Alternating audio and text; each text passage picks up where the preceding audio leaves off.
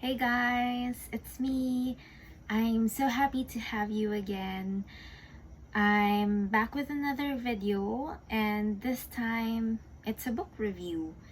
I finally finished a book that I was reading.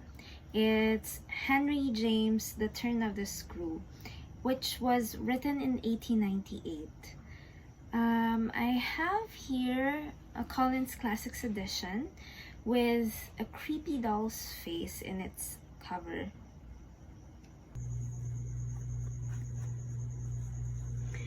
This particular copy is printed in 2011 and is only 99 pesos, so that's less than $2. The Collins Classics editions are very accessible in my country, especially to students, since it's relatively cheap and can easily be found in local bookstores. What I love about these editions as well is that they feature a fascinating insight into the author, their work, and the time of publication. There is also a glossary of classic literature, which are words and phrases that can be found in classic literature. You can find them at the end of the book. So, for example, we have the word yonder. So it says here that this word can be found in the phrase in The Adventures of Huckleberry Finn by Mark Twain.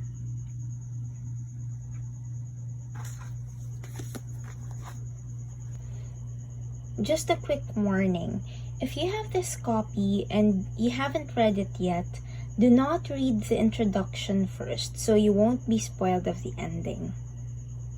Considered as both gothic fiction and a ghost story, The Turn of the Screw is considered as one of the greatest ghost stories ever told. The main story revolves around a young governess who was just hired to take care for two orphaned children in this large and beautiful but remote estate, and is soon convinced that the place is haunted. So this is how the first page looked like of its 12-part serialization in Collier's Weekly magazine in 1898. And here's a close-up of that illustration by John Lafarge featuring Miles and the governess. This is actually a thin book, but it took me 1 month to finish this.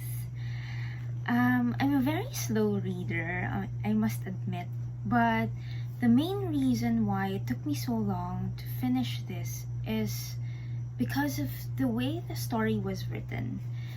This is my introductory piece for Henry James, and so I had zero experience in reading him.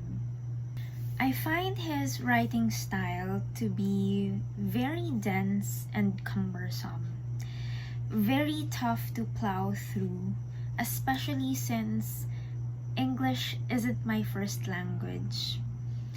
I just finished reading Jane Eyre and a novella by the Marquis de Sade before picking this up, and both writing styles of Charlotte Bronte and the Marquis were very accommodating to the modern reader.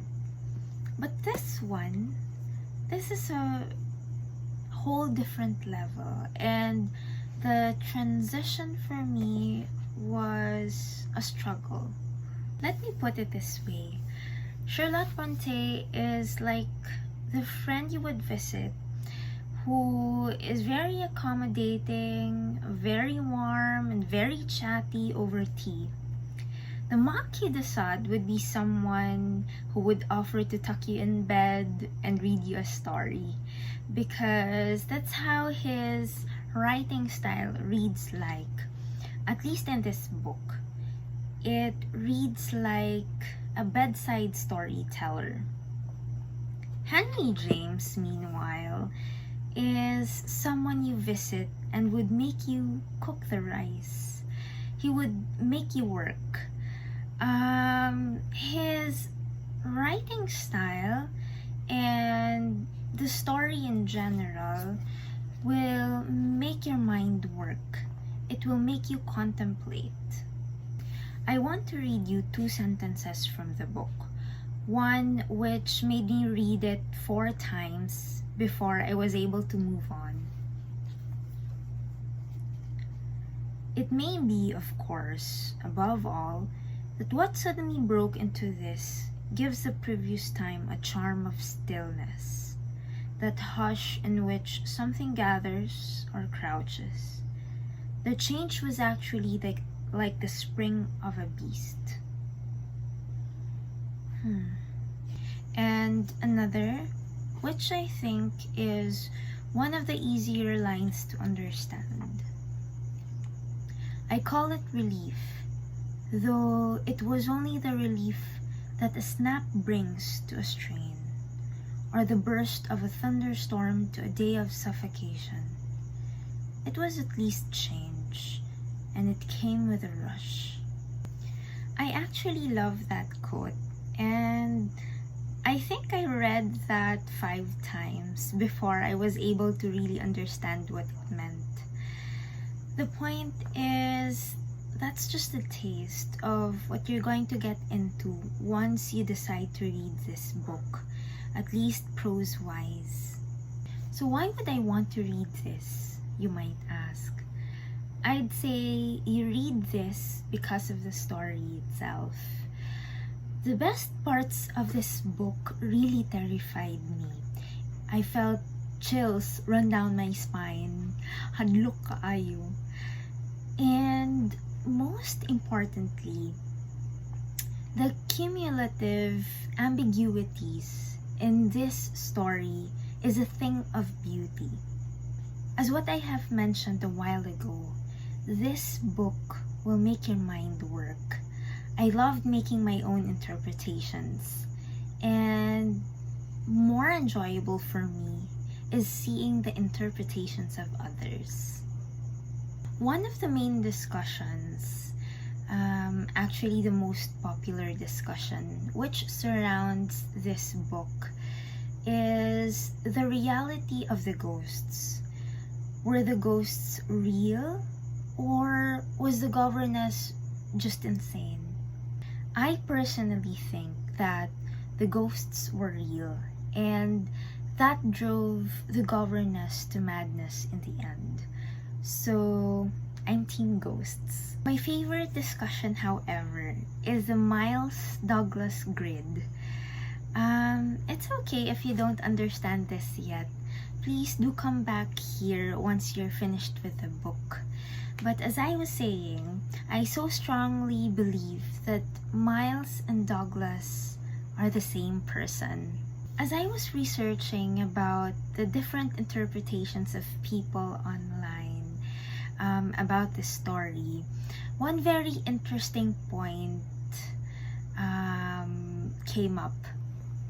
It basically says that Douglas could be the last name of Miles and Flora. Very juicy, right? There is no wonder that in the following century after it was published, The Turn of the Screw became a cornerstone text for the academics, primarily because of the various interpretations it can spur from its readers. The novella has been adapted in various types of media, such as film, television, opera, ballet score, and Broadway play.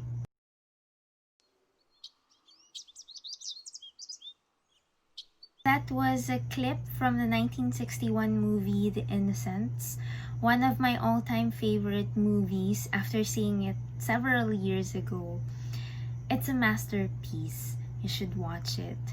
It's actually the most popular adaptation of The Turn of the Screw and is often considered as one of the best horror films in the history of cinema. It's a Freudian interpretation of the story and is directed by Jack Clayton. It's screenplay written by Truman Capote alongside William Archibald, and which stars the unforgettable Deborah Kerr.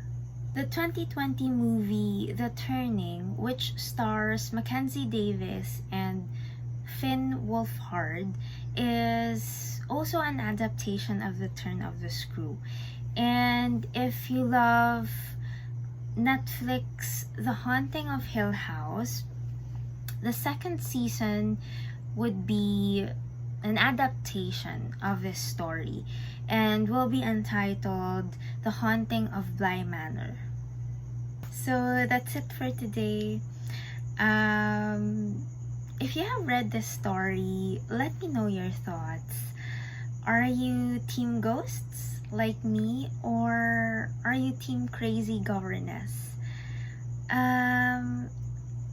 For those who haven't read it, I actually don't recommend this as a beginner classics, but if you're ready for a challenge, come join the fun. Also, thank you so much to everyone who has left their comments in my previous videos. I really appreciate them. I love reading all your comments. Thank you so much. See you once again. Stay safe and bye.